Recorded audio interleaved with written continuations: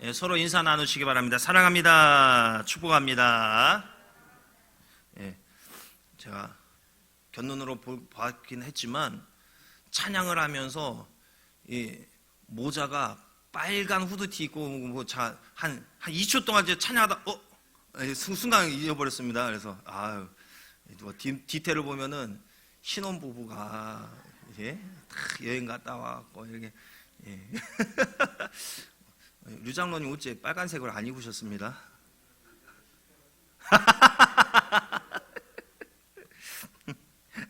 예. 옛날에요 백남봉 씨 아시죠? 백남봉 씨가 진행하던 이 프로그램에서 어르신들을 모시고 하는 그런 프로그램이 있었잖아요.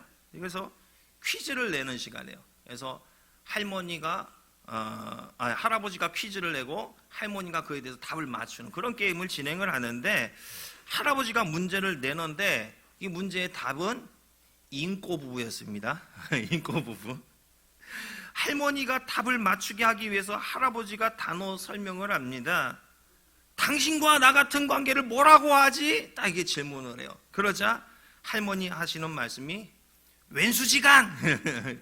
그래서 아니 그거 말고 다른 거 있잖아. 우리 관계, 당신과 나랑 관계가 뭐야? 평생 왼수, 이렇게 얘기를 해요. 혹은 왼수 사제, 계속 왼수로만 가는 거예요. 그러고 나서 이제 또 질문을 합니다. 이제 사회자가 이런 질문을 할머니들에게 해요. 만약에 다시 결혼할 수 있는 기회가 지금 주어지게 된다면 지금의 남편과 결혼할 마음이 있냐? 이렇게 물어봤습니다. 그러니까 모든 할머니들이 뭐라고 반응을 해요? 다시는 그 왼수랑 결혼할 생각 없다, 이렇게 답들을 하는 거예요. 그런데 한 할머니가 지금의 남편과 또 결혼을 하겠다고 얘기를 하는 거예요. 사회자는 그거 일단은 감동이 되는 거야. 다들 아니라고 하는데 저 할머니, 도대체 부부가 어떻게 깨소금이 쏟아지길래 그럴까 궁금했어요. 그래서 왜 지금의 남편과 또 결혼할 생각을 하느냐 물으니까 할머니 하시는 말씀이 뭐란지 알아요? 그렇죠. 그래도 질들인 놈이 낫지. 내가 몇 년 동안 질들이는 게 힘들었는지 알아? 또 질들이면 힘들어. 그러니까 질들인 놈이 나서, 이렇게 얘기를 하더라는 거예요. 옆에 분에게 말씀해 주시기 바랍니다. 질들인 놈이 낫답니다. 젊을 때의 새로운 출발은 우리가 설레임과 기대입니다. 그런데 나이가 들수록 이 출발이라는 거, 새로운 시작은 어때요? 번거로움이 되고 두려움이 되죠. 인생은 본래 네모라고 해요. 그래서 서로 부딪히면서 깎이면서 이 모난 부분이 점점 닳아지고 깎여지면서 둥글둥글한 인생으로 변하게 된다고 합니다. 이게 서로 간에 길들이는 것이지요. 우리는 교회 공동체 안에서 서로 길들이며 살아가고 있더라는 겁니다. 처음엔 나와 다른 상대방의 모습이 짜증나고 분노가 되지만 어때요? 시간이 지나면서 그 사람의 살아온 과정, 이런 성장 과정을 듣게 되면서 그 사람이 이해가 되어지고 서로를 이해하고 용납하게 되면서 어울려지고 하나가 되더라는 거죠. 하나님이 왜 우리를 이곳에 모이게 하시고 몇십 년을 보고 닿고 충돌하게 하셨을까요? 깎이고 원만해지면서 서로 이해하고 품어주는 것을 배우게 하기 위함입니다. 그러니까 우리는 서로를 향해 서로가 또 가르치는 자, 교사, 훈련하는 사람이 되더라는 것이지요. 서로가 서로를 연단해 가는 거예요. 옆에 분에게 말씀해 주시기 바랍니다. 이대로 하세요.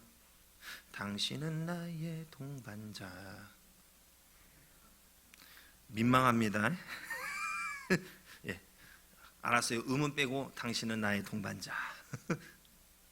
옆에 분에게 하시라니까요. 점을 보시고. 알겠습니다. 더는 안 시킬게요. 이제는 오늘은. 다윗이 아비가일과 아이노함을 아내로 삼습니다. 다윗은 사울의 딸 미가일과 결혼한 유부남이에요. 그런데 44절을 보니까 사울에 의해서 미갈이 다른 사람의 아내가 되어버렸다는 것을 우리가 확인할 수 있어요.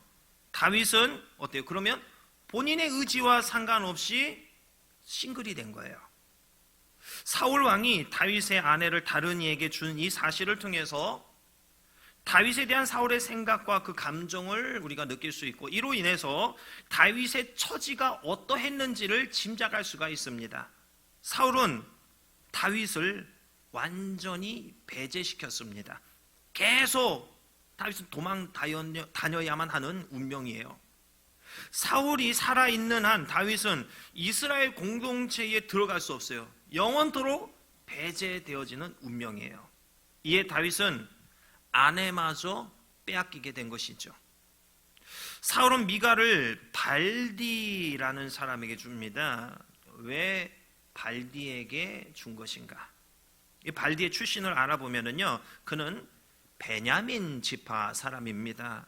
사울은 발디하고 자신의 딸 미갈을 결혼시킨다, 이런 의미보다는 베냐민 지파 사람과 딸을 결혼시킨 거예요. 베냐민 지파 사람들을 굳게 결속시키기 위함이요. 뭐요? 정략적인 결혼이란 거죠.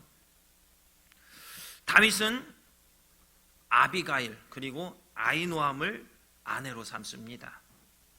다윗이 아내로 맞은 이 두 여인의 출신은 유다입니다. 이것이 뭘 의미하냐면 다윗도 정략 결혼을 했더라는 거예요. 유대 출신 여인들과 결혼을 함으로써 유다 지파와의 결속을 강화하려 했던 거예요. 사울과 다윗 모두 결혼을 통해서 정치적 앞날을 준비한 겁니다. 사울이 유다 지파를 선동하여서 계속해서 다윗을 압박해 오니까 다윗은 혼인 동맹을 통해서 유다 지파와의 결속을 꾀하였던 것입니다. 어떻습니까? 평소에 다윗답지 않은 모습이지 않아요? 늘 여호와 하나님을 의지했던 그가, 하나님의 방법으로 살아왔던 그가 정략 결혼을 통해서 자신의 앞날에 대한 안전을 확보하려 하는 거예요. 참 아쉬움이 남는 부분이죠. 그런데 하나님은 이런 다윗에게 아무런 말씀도 하지 않으셔요. 마치 다윗의 이 정략 결혼에 대해서, 그리고 일부 일처제를 따르지 않는 모습에 대해서 침묵을 하시는 거예요. 마치 침묵을 통해서 다윗을 용납해 주시는 것처럼 보이기까지 하는 거예요. 하나님은 결혼을 통해 앞날을 안전하게 준비하려는 다윗을, 하나님의 법칙인 일부 일처제를 따르지 않고 중혼을 한 다윗을 눈 감아 주신 걸까요? 우리는 이것에 대해서 어떻게 생각해야 될까요? 역대상 3장에서 다윗에게는 많은 아내가 있다는 것을 밝히고 있습니다. 이것은 정략 결혼이 흔했던 당시 상황으로 봤을 때에 일부 다처제의 모습은 자연스러운 모습이었어요. 그 시대적인 눈으로, 정황으로 보면은 문제될 게 없어요. 그 시대의 가치관으로 봤을 때에 다윗을 비난할 명분이 없어요. 그러나 성경은 일부 일처제를 바른 결혼 제도라고 말씀을 합니다. 신명기 17장 17절을 보면은 특히나 왕의 경우에는 아내를 많이 두지 말 것을 엄하게 명령을 합니다. 그러나 다윗은 이것을 지키지 않고 중혼을 합니다. 왕이 될 사람이 하나님의 말씀을 어기고서 많은 아내를 두는 거예요. 다윗의 이런 모습을 우리는 어떻게 받아들여야 하는 것인가요? 다윗 정도의 사람이라면 하나님 마음에 합한 자라고 인정한 이 다윗의 이런 상황이라면, 이 다윗이라면 이 정도는 그래도 하나님이 그냥 눈 감아 주시는 건가? 이렇게 생각할 여지가 다분히 있을 수 있는 거죠. 분명한 것은 다윗이 결혼에 대한 하나님의 말씀을 지키지 않았더라는 거예요. 분명히 어겼어요. 우리는 본문에 드러난 다윗의 이 결혼관을 통해서 인생 살아가는 이 원리를 통해서 다윗이 세속에 물들어서 경건을 잃고 있다는 것을 우리는 캐치해야만 합니다. 하나님을 계속 의지하는 모습이 나타나고 있지만은 한쪽 구석에서는 다윗은 뭐예요? 무너지고 있는 신앙의 모습이 분명히 있더라는 거예요. 본문의 시점에서 볼 때 다윗에게 아무런 해도 아무런 영향도 일어나지 않았습니다. 결혼에 대해 하나님의 말씀과 어긋난 다윗의 생각과 결정이 지금 당장 다윗에게 아무렇지도 않다는 것을 보면서 이거 그냥 이 일을 그냥 지나쳐 버리는 것인가 할 수 있습니다. 하나님의 마음에 흡족한 사람은 어느 정도의 잘못은 하나님이 그냥 눈 감아 주시는 것인가 이렇게 볼 수도 있어요. 자, 그런데요, 시간이 흐릅니다. 어느덧 여러 아내로부터 낳은 다윗의 자녀들이 성인이 돼요. 그러자 다윗 가문에 비극이 일어납니다. 본문에 아히노암이 낳은 암논이 이복 여동생에게 근친상간의 죄를 저질러요. 이 일로 인해서 이복 동생 압살롬에 의해서 암논이 살해당합니다.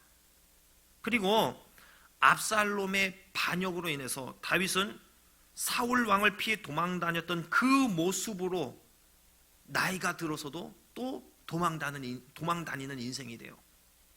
아들을 피해 도망다니는 더 비굴한 신세로 전락하게 된 거예요. 꼬리에 꼬리를 무는 불행이 다윗에게 일어납니다. 경건이 훼손되어서 세속의 영향을 받은 선택을 하자 다윗에게 이런 일이 일어난 거예요. 선택한 당시에는 아무 일 없는 것 같아요. 하나님이 침묵하고 그것을 용인해 주시는 것만 같아요. 그런데 그게 아니더라는 거예요. 그냥 지나치는 줄 알았습니다. 그러나 하나님은 하나님의 뜻을 어긴 것에 대해, 중언을 한 것에 대해서 그 값을 치르게 하시더라는 거죠. 불순종을 심으면 뭐예요? 거기서 뭐가 나오겠습니까? 불순종에 의한 그런 열매가 나오게 되더라는 거죠. 다윗뿐만이 아닙니다.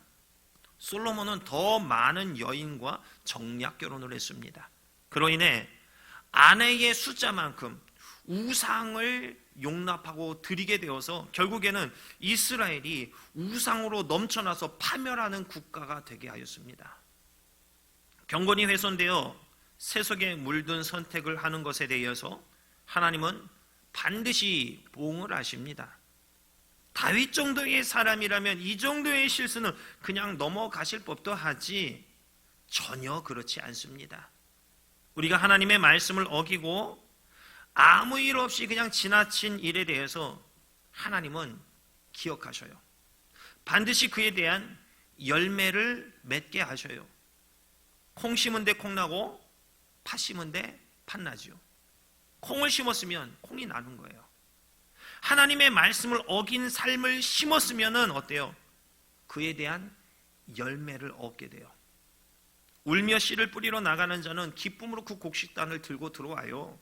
수고로 이 씨를 심으면 그에 대한 결실을 맺게 하시는, 그에 합당한 열매를 맺게 하시는 하나님이세요. 심는 대로 거두는 겁니다. 의를 심으면 의를 거두고 악을 심으면 악을 거두게 되는 거예요. 그래서 성경은 악을 악으로 갚지 말고 악을 선으로 이기라고 말씀을 하는 것이요. 무엇인데 심는 대로 내가 그대로 걷는 거예요. 지금 내가 악으로 해가지고 속은 시원한 것 같은데 결국엔 뭐예요? 하나님 기억하셔요. 그에 대한 결실을 내게 돌려주셔요. 다윗이 일부 1처제라는 하나님의 말씀을 거부하고 일부 다처제를 선택하자 그에 대한 대가를 치르게 됩니다. 말씀을 거역하는 삶을 심으니까 그런 열매를 맺는 거예요. 하나님 마음에 합한 다윗조차도 바로 이 법칙에서 벗어날 수 없어요. 여러분은 무엇을 심었습니까? 그리고 지금 무엇을 심고 있습니까? 하나님의 말씀에 순종하는 삶을 심었다면 좋은 결실을 여러분은 기대할 수 있을 것입니다. 심었을 당시에는 속이 문드러지고 썩어지고 죽는 것 같이 힘들고 어려웠지만 믿음으로 말씀대로 심었다면은 시간이 지난 지금 그에 대한 기대와 기쁨으로 기다릴 수가 있는 것입니다. 그러나 순종의 씨앗을 심지 않았다면은 어때요? 좋은 결실 맺을 수 없어요. 순종의 씨앗을 심지 않았으면 좋은 결실 기대조차 하지 마세요. 하나님은 정확하십니다. 심는 대로 거두게 하세요.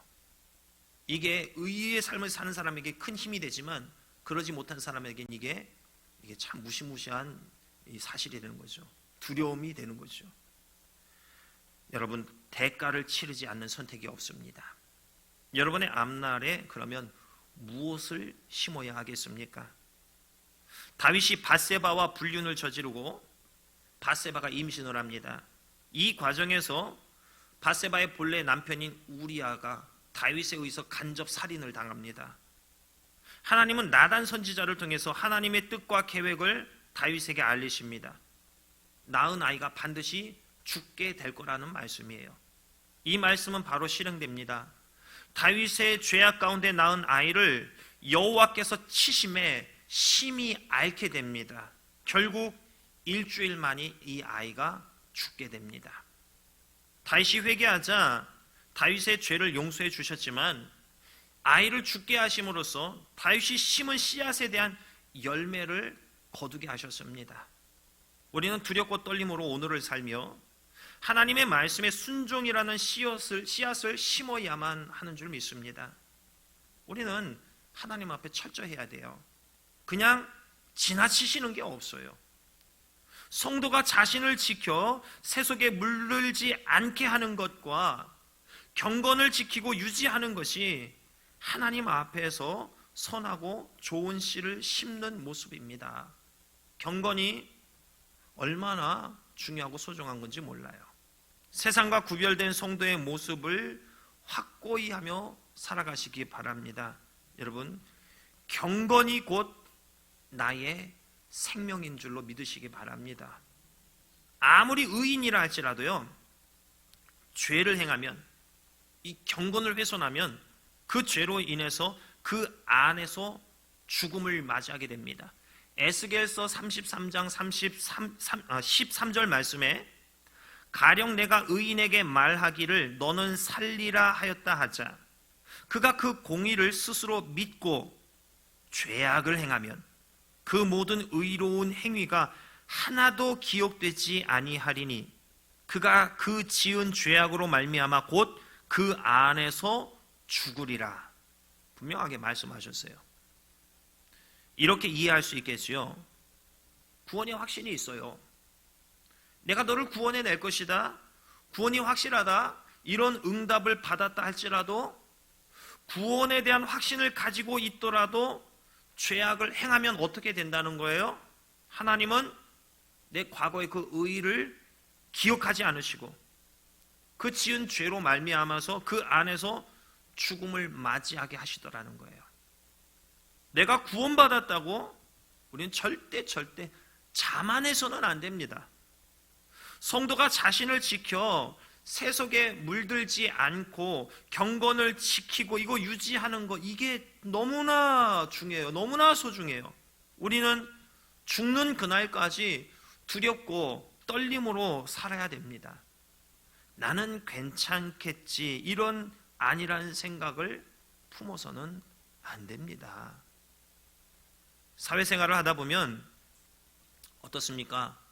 그리스도인으로서 이 사회의 한 구성원으로서 각종 모임 가운데 내가 소속되면서 살아간다는 것이 어때요? 그러면서 적지 않게 듣는 말이 있습니다. 세상 사람들이 나에게 그래요. 누구는 집사고 누구는 장로고 누구는 권사인데 할 것 다 하더라. 무슨 말이요? 너도 할 거 다 해, 다 하는데, 이걸 종용하고 있는 거죠. 그러면서 나에게 자신들의 뭔가를 권유합니다. 신앙인의 모습에서 다소 벗어난 모습을 어차피 다 하는데 너도 해도 되지 않느냐고, 다 하는데 너도 해도 되지 않느냐 합니다. 그 요청을 내가 그 자리에서 거절하면 뭐예요? 비아냥거려요. 아유, 재미없는 사람이래요. 이런저런 조롱 섞인 말을 해요. 그런데 그 요청에 내가 그러지 뭐 응해봐요. 그럼 뭐라고 생각하고 뭐라고 말을 합니까? 뭐 당신도 별거 없네, 이렇게 취급을 해버려요. 게다가 내가 세상의 타협함이 원인이 되어서 하나님의 징계까지 받아봐요. 얼마나 큰 조롱거리가 되겠습니까? 하나님의 영광을 내 그 선택 하나에 다 가려버리는 거죠. 끝까지 세속에 물들지 않고 우리는 경건을 유지해야만 합니다. 여러분, 경건을 유지하시기 바랍니다. 하나님의 복과 은혜에 도달하기 위해서 이 복과 은혜를 감싸고 있는 이 포장지를 우리가 벗겨내야 되는데, 이 일을 하는 기가 막힌 도구가 무엇인가? 경건입니다. 경건. 끝까지 세속에 물들지 않고 경건을 유지하시기 바랍니다. 세상 사람들은 심지 굳은 신앙의 모습을 보고 존경과 인정하는 모습을 마침내는 나타내게 될 것입니다. 이 사람은 좀 다르네, 이러는 거예요. 자신과는 다른 모습으로 살아가는 성도의 모습을 보고 그들은 신선한 충격을 받게 될 것입니다. 경건하게 사는 자의 삶에 관심을 갖게 될 겁니다. 저 사람과 나의 삶 환경은 똑같은데 저 사람 뭐가 저렇게 달라? 맨날 싱글싱글하면서 나는 힘들어 죽겠는데 저 사람 왜 이렇게 밝게 살지? 왜 이렇게 빛이 비춰지는 것 같지? 궁금해지는 거예요. 그러다가 하나님의 때가 이르게 되면 나도 저 사람과 같은 삶을 살아보고 싶다, 그런 생각에 이르게 되는 거죠. 그러나 경건을 잃어버리고 실수라는 죄악의 씨앗을 하나 심어봐요. 그게 자라서 죄악의 열매가 맺혀지게 되는 것입니다. 이미 심어버린 씨앗은 어쩔 수가 없겠지요. 그 죄악의 씨앗으로 인해 열매가 다 거두어질 때까지 인내하고 기다려야 됩니다.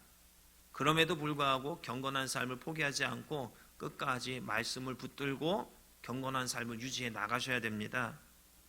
제가 예전에 말씀드린 적이 있죠. 제가 청년 때 별명이 핵잠수함이었어요. 1년에 한두 번 정도 잠수를 타는데 하도 깊이 들어가니까 찾지를 못하니까 얻게 된 별명이에요. 이러면 안 되겠다 싶어서 어느 날은 그런 생각이 드는 거예요. 사람들이 다 저를 야, 요즘은 잠수도 안 타고 뭐 그렇다, 잘해도 비아냥거리고 잠수 타면 더 비아냥거리고 그러는 거예요. 그래서 자존심 상해서 노력하고 또 노력했어요. 어떤 일이 있어도 다시는 잠수를 타지 않고 그 자리를 지켜냈어요. 그랬더니 사람들이 뭐라고요? 웬일이냐, 요즘은 잠수도 안 타고 하면서 계속 그러는 거예요. 네가 그러면 그렇지, 이런 말을 준비하고 있는 것 같아요. 조금만 실수만 하면 바로 네가 그러면, 이렇게 준비하고 있는 것 같아요. 이런 사람들의 모습이 어때요? 저에게 상처가 되는 거예요. 아니, 내가 이렇게 노력하고 있는데 왜 알아주지 않지? 속상하죠. 그런데 제가 뿌린 씨앗이에요. 사람들이 그렇게 생각하는 거 당연한 거죠. 사람들의 이 반응에 대해서 내색하지 않고 몇 년을 잠수 타지 않고 그 자리를 지켰습니다. 몇 년의 시간이 흘러서야 사람들의 의식에 제가 잠수 타지를 않고 이제는 믿어도 되겠다, 신뢰할 만하다, 이런 의식이 자리 잡게 되었어요. 몇 년의 인내와 수고를 통해 신뢰를 회복하게 된 거예요. 여러분, 한두 번 딱 1년 수고하고 그 노력한 거, 그걸로 사람들은 인식은 바뀌지 않습니다.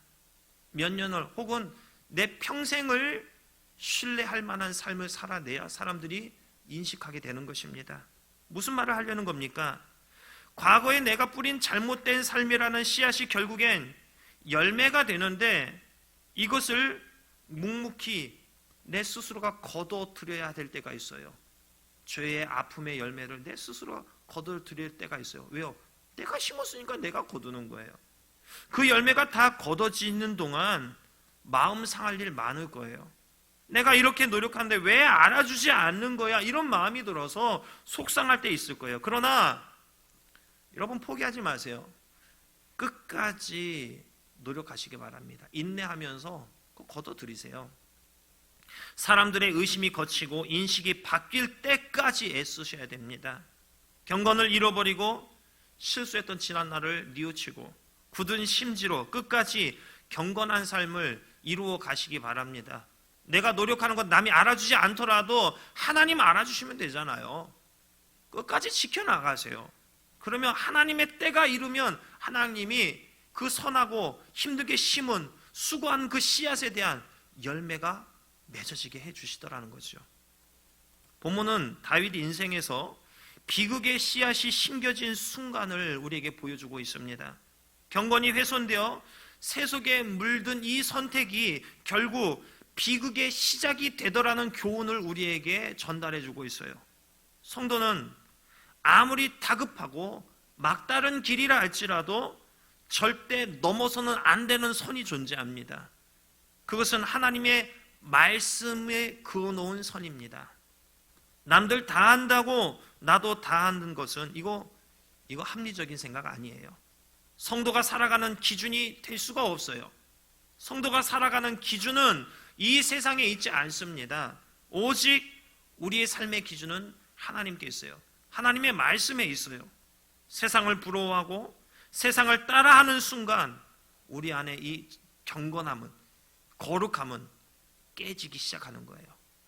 다윗의 한쪽 편에서 무너졌던 이 모습처럼 우리 모습 가운데도 이런 일이 일어나게 되는 거예요. 사도 바울은 말했습니다. 그러나 자족하는 마음이 있으면 경건은 큰 이익이 되느니라. 디모데전서 6장 6절 말씀이에요. 세상에 대하여, 특히 물질에 대하여 자족하는 이 마음을 가질 것에 대해서 권면을 하는데, 자족하는 마음이란 본래는 이 스토아 학파에서 상황에 구애되지 않는 초월적인 자기 만족, 이것을 지칭하기 위해서 사용한 말이에요. 그리스도인의 자족 역시 이 스토아 학파에서 주장하는 상황과 관계없이 누릴 수 있는 자기 만족, 바로 이 부분이에요.